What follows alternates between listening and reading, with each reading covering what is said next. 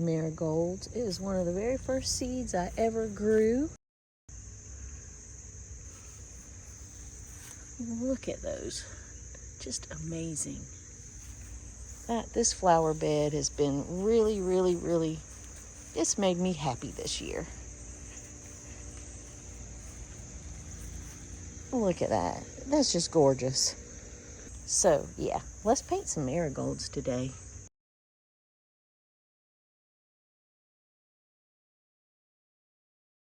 I have my marigolds already drawn out, and I have my reference photo on my phone so I can see what I'm doing. This is cold pressed, 140 pounds, and it is arches or arches. I also have my Vivia color sheets.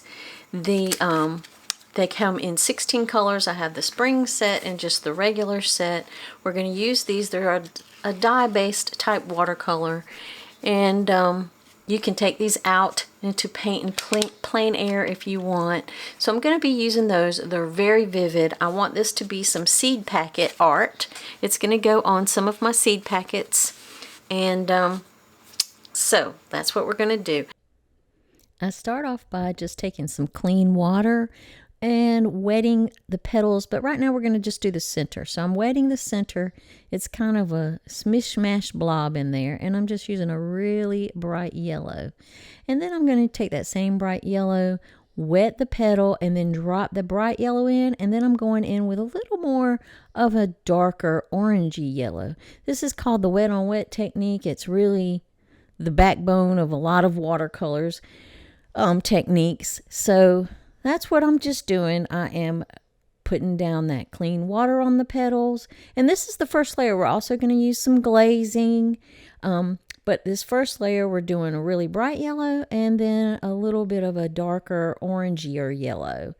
And we're also leaving just a little bit of the white of the paper to shine through, because that just gives it a little sparkle, a little something. And I just think it looks pretty. So there, that's why. You do what you want to do on your painting, but I'm doing this.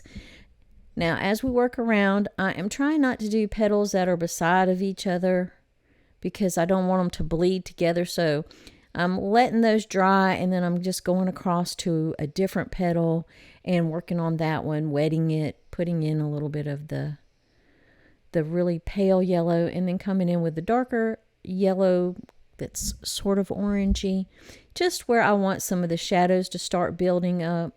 And it's really simple. This is a simple technique, wet on wet, and we're going to use it on all of the marigolds. Now, I'm not going to paint every marigold in this video. I'm just going to paint 2 of them. You will get the idea. I'm not going to paint the leaves or anything like that. I'm just focusing on the marigolds. I love marigolds. I've been growing them since 1st grade, practically. And they are so easy to grow from seed.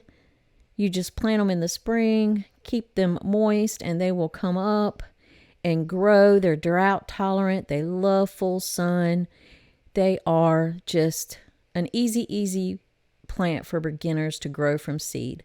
Now, I've bopped over, that's a technical term, bopped over to a different color. I'm going in with a more deep pink color, and that's what I'm using as the shadow. So let me explain what I'm doing here. I've let the lighter yellows dry completely. Now, they are completely dry. Once they're completely dry, I'm coming back over with a little bit more clean water just in the shadow areas where I want the shadows, and then I'm putting in that deep pink color as the shadow. Why deep pink? Because pink is just a form of red, and you can put red over yellow to get orange. Marigolds are orange, voila. So that's why I'm going with pink instead of a darker orange as the shadow color. And where I want it to be really dark, I'm just adding a little extra color in those little spots while it's still wet. Just taking my brush and I just keep adding color to those little spots. I am also, again, working my way around, not doing the petals side by side because I don't want them to bleed. Next, we are going to start on the second flower.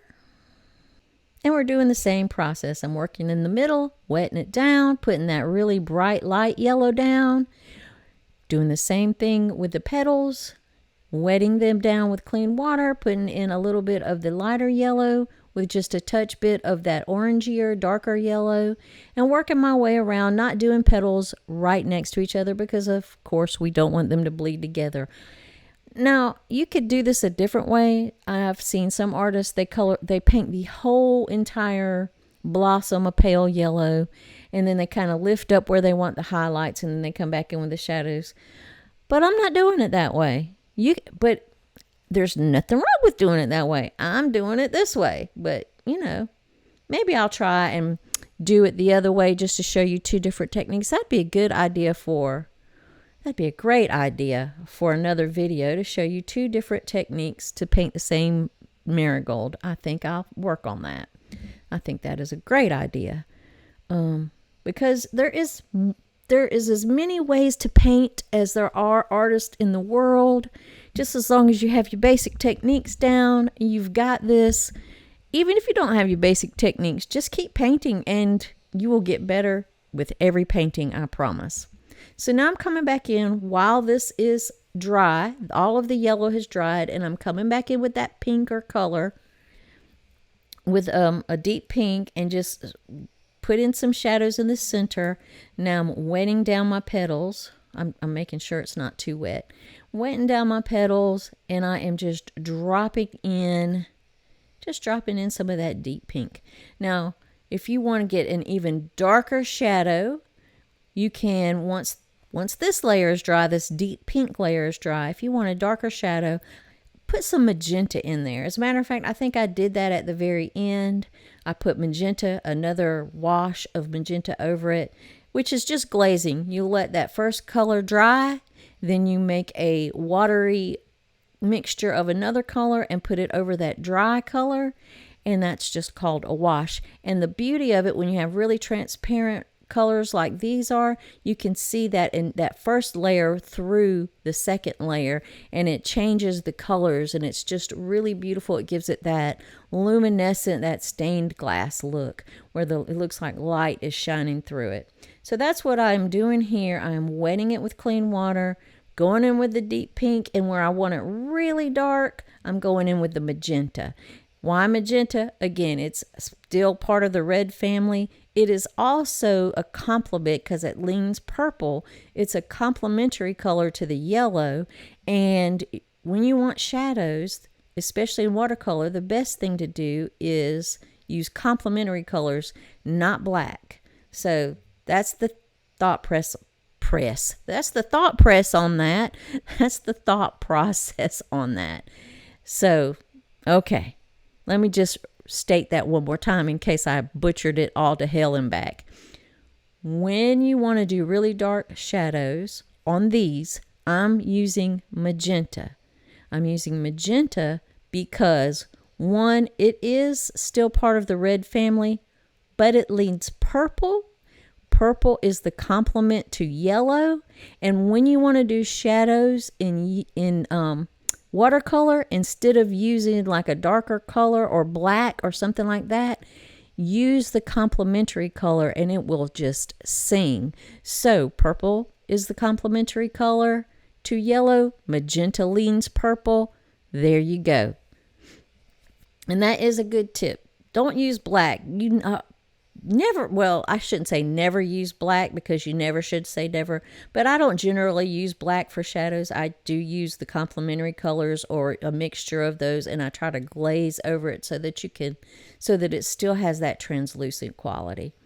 So that's all I'm working on this flower. I am doing a little bit of the darker oranges. I did come in and do a little bit of a dusk orange, but I'm just wetting these down. I'm putting in a little bit of that deep pink to darken it up, make it look a little bit more oranger. In the shadows, I'm putting more magenta, a magenta color, and that's all there is to it. I don't know if you can see in the camera, but the petals have like a really pale yellow or a gold ring around each petal. So I'm trying to only paint up to that edge, right before the edge, so that little yellow ring shows on the edges of the marigold petals. So that's all there is to it. It is nothing scary. It's nothing. Be kind, be patient with yourself. You've got this. It's not a hard process. And I'm just going to go over it one more time what I did. I wet each petal with clean water. Then I came in there with a really pale yellow over most of the petal. I let a little bit of the white of the paper shine through in some spots to save for my kind of highlights. Then I came back in with a darker yellow that leaned a little bit more toward orange while it was still wet, and put it in some of the darker areas. Then I let that layer dry completely. Once it was dried completely, I came back in and I wet the areas that I wanted to have the shadows, and then I just dropped in some deep pink color. And in the areas that I wanted to be really dark shadows, I dropped in some magenta and let that dry. I also avoided the edges of each one of the petals. Once I got the yellow on there, the bright yellow, when I came back in with my next layers, I avoided the edges because each of these petals has a yellow border around them. And that's all there was to it. I just looked at my reference photo, mapped out where those shadows were, tried to get the right shapes and the right colors. I used magenta as my darkest shadow color because it is a complement to yellow. Don't like to use black in watercolor if I don't have to. So I always use the complementary color to whatever the color is that is the main focus of the object I'm painting. And that just seems to make the colors sing a little bit better.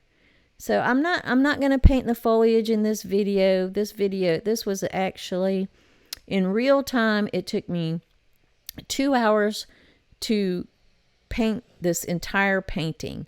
And I know you don't want to sit here for 2 hours watching me paint each petal.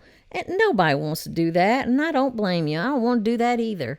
I will slide forward on a video in a heartbeat whenever it's getting boring, and sometimes mine do get boring. I'm sorry, but they do. But that's all we're going to do. Now I am just coming in with some clean water. The marigold is pretty much dry, but I'm just using some clean water just to sort of blend out the top layer. It sort of blends all the layers down. It pushes back that top layer a little bit into the next layer so that they kind of blend more seamlessly and softens those up. So that's all I'm doing. Then I just came back in with a little bit more magenta, darkened those up just to make sure that they popped, like those shadows are really dark and they popped. And yeah, there you go. That's these two. Now, if you are not a member of my Patreon got almost the full complete tutorial of this at the $5 level. So if you're interested in that, go ahead and over and join my Patreon. And I hope you have happy painting. This is the finished product. Thanks for watching, and love you guys.